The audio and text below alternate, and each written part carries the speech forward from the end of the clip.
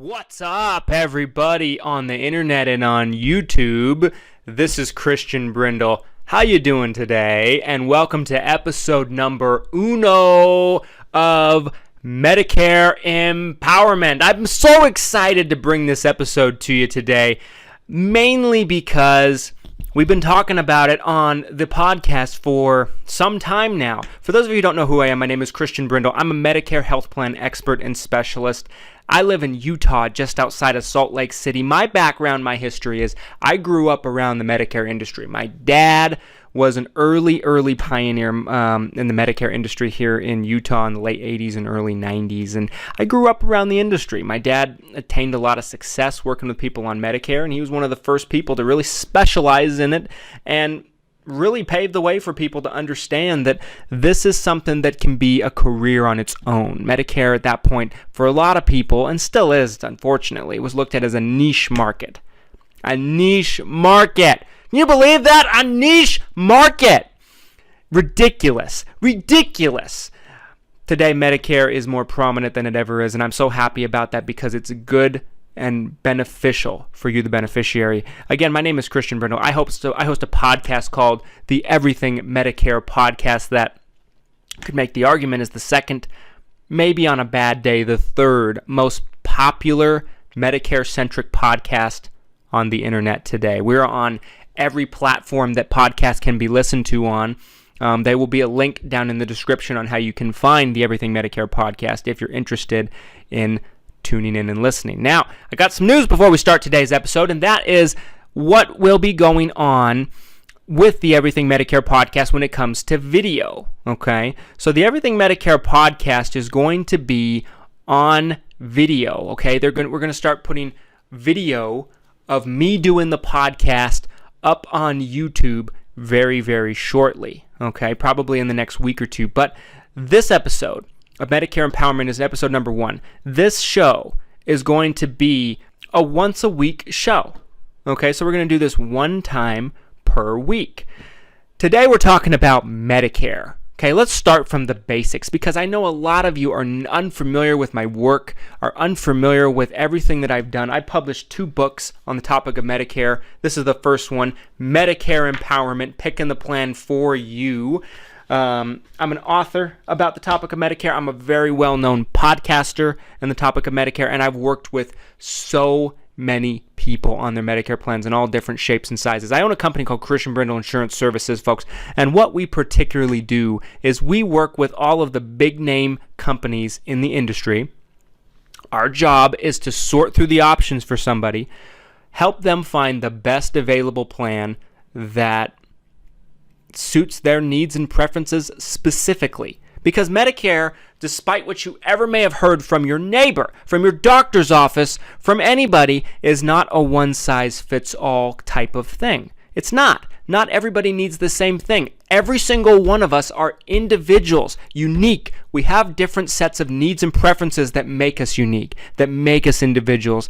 And that's why you need an individual perspective on your Medicare. Okay, so today we're going to talk about Medicare, okay? Medicare Parts A and B through the government. What are they? How do they work? Well, folks, Medicare Parts A and B are opposed to what you might have heard from somebody else.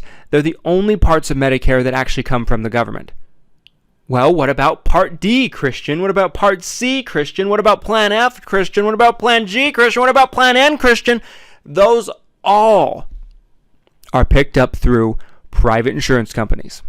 That's right. They're picked up through private insurance companies. The only parts of Medicare that actually come from the government is Medicare Parts A and Part B. So how do they work? Well, Medicare Part A, let's start with that. Medicare Part A is something that's relatively simple. That's what you've been paying for your entire life. The way we get Medicare is when we work at a job, there's certain taxes that are taken out of our paycheck, and some of those taxes are for FICA. FICA taxes are Social Security and Medicare taxes. Okay, they're taken out for as long as we work. To qualify for Part A, you basically have to have worked in the country for at least 10 years of your life. Most people have.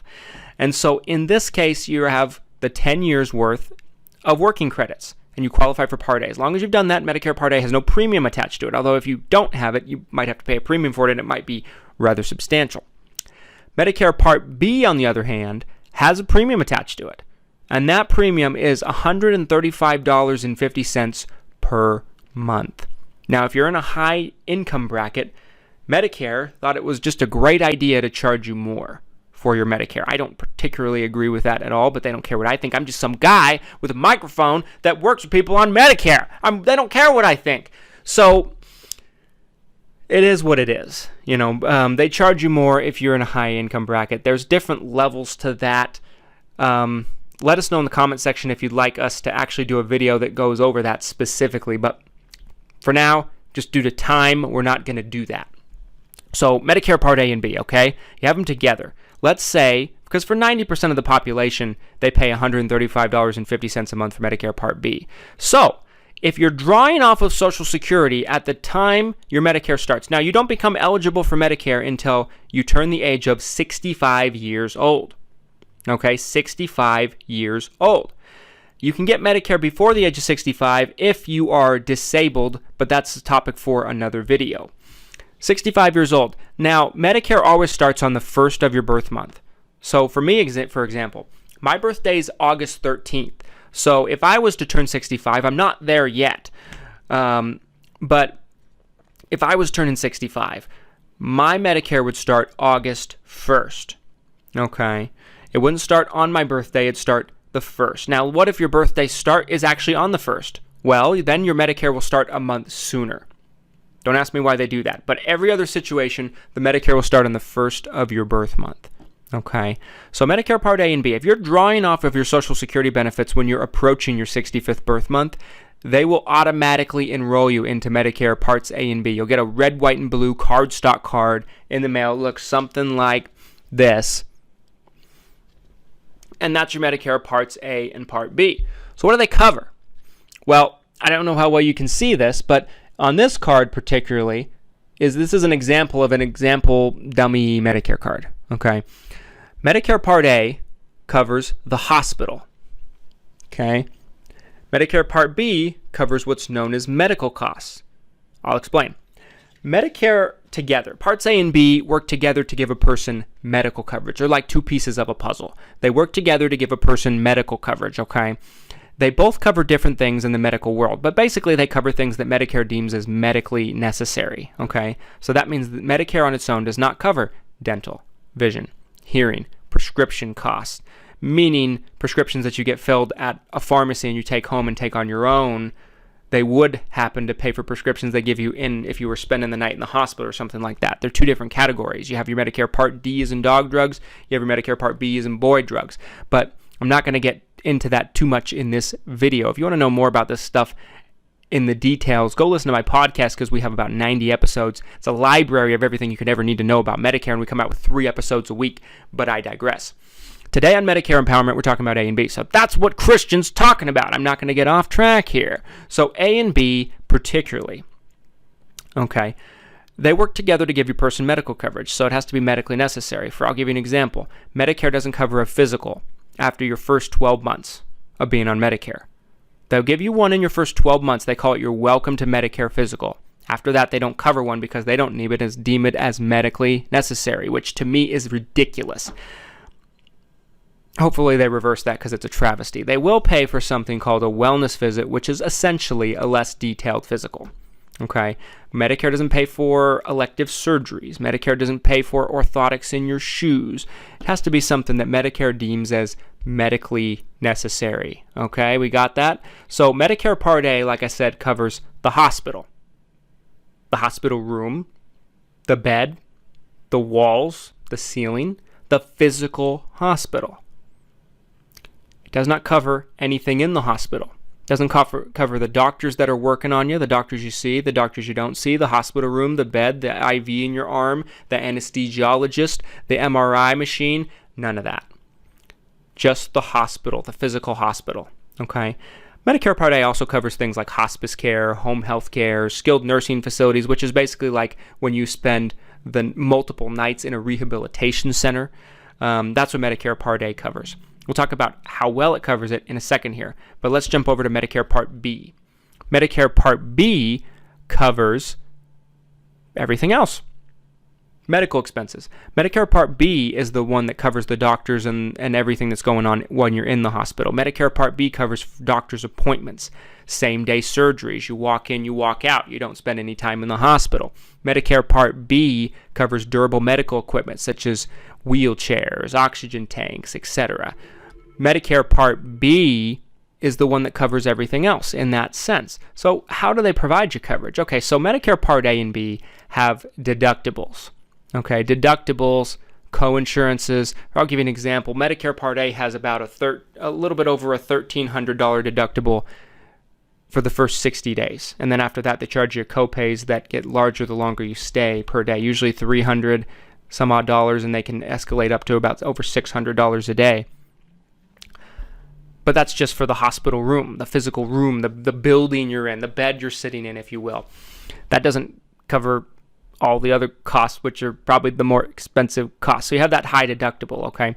Medicare Part B has a $185 Part B deductible, which doesn't sound too bad. But the main difficulty of Medicare Part B is after that $185 deductible is met for anything that's a Medicare Part B covered service, they pay 80% of the bill and they leave you behind with 20%.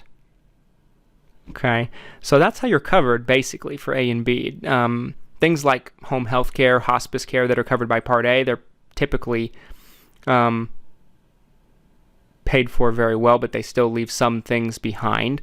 Basically, folks, the main thing you got to look at is that Medicare Part B 20% coinsurance. The deductibles and everything else, and the copays, they're not good either. You don't want to run into those things, but it's the 20% you have to abide by. So typically, it's recommended that people on Medicare pick up either a Medicare supplement to come in and pay what Medicare does not pay, the deductibles, the coinsurances, but mainly that 20% that Medicare leaves behind.